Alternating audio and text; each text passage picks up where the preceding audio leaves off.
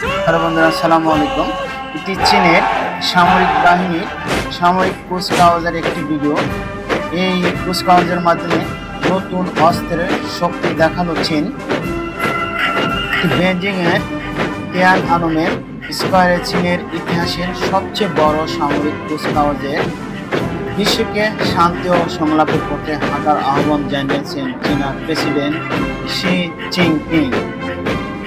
অনুষ্ঠানে তার পাশে ছিলেন রাশিয়ার প্রেসিডেন্ট ভ্লাদিমির পুতিন ও উত্তর কোরিয়ার নেতা কিম জং উন। এ সময় চীনের অগ্রযাত্রা থামানো যাবে না বলে মন্তব্য করেন প্রেসিডেন্ট জিনপিং। গত অনুষ্ঠানে চীনের আরেকটি বিষয় পরিষ্কার করে দিয়েছেন, সেটি হলো সামরিক শক্তি হিসেবে চীনের ভারতের চেয়ে উত্তর কোরিয়াকে বেশি গুরুত্ব দেয়।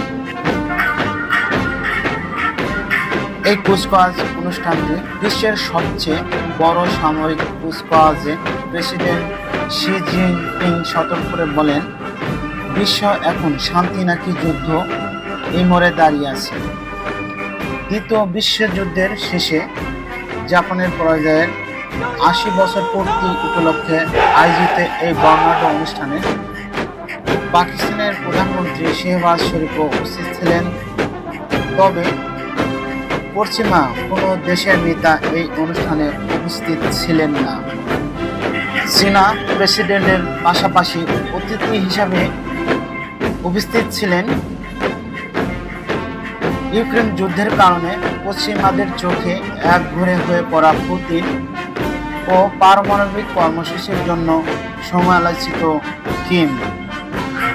চীনা প্রেসিডেন্ট তার বক্তব্য বলেন, আজ মানব জাতি শান্তি নাকি যুদ্ধ, সংলাপ নাকি সংঘাত, পারস্পরিক লাভ নাকি শূন্য সমীকরণের মধ্যে একটি পথ বেছে নিতে হবে।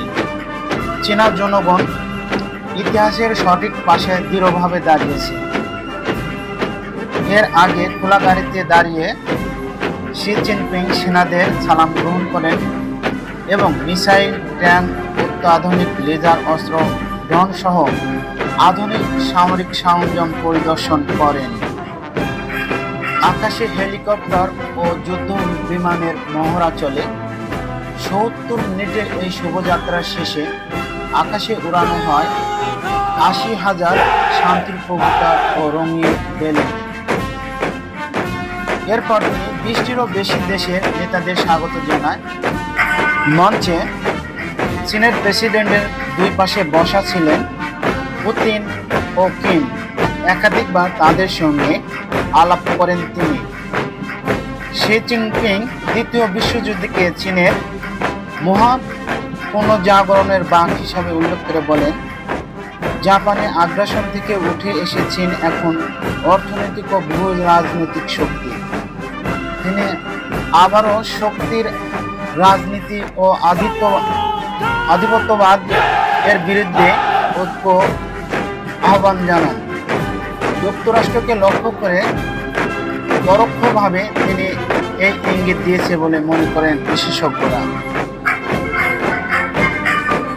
বিশেষজ্ঞদের মধ্যে এই আয়োজন শুধু সামরিক শক্তি প্রদর্শন নয়, বরং ঘরের বাইরে দেশপ্রেম জাগিয়ে তোলার কৌশল। একই সঙ্গে রাশিয়া ও উত্তর কোরিয়ার সঙ্গে প্রতিরক্ষা সম্পর্ক ঘনিষ্ঠ হওয়ার সম্ভাবনার ইঙ্গিত বহন করে। বিশ্লেষকরা নজর রাখছেন এই তিন দেশের নতুন প্রতিরক্ষা সহযোগিতার ইঙ্গিত দেয় কিনা।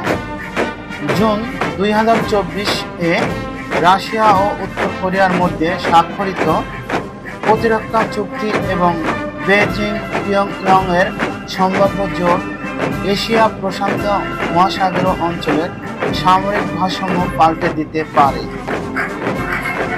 এদিকে মার্কিন প্রেসিডেন্ট ডোনাল্ড ট্রাম্প চীনের প্রেসিডেন্টের বিরুদ্ধে রাশিয়া ও উত্তর কোরিয়ার দুই শীর্ষ নেতাকে সঙ্গে নিয়ে যুক্তরাষ্ট্রের বিরুদ্ধে ষড়যন্ত্রের অভিযোগ এনেছেন।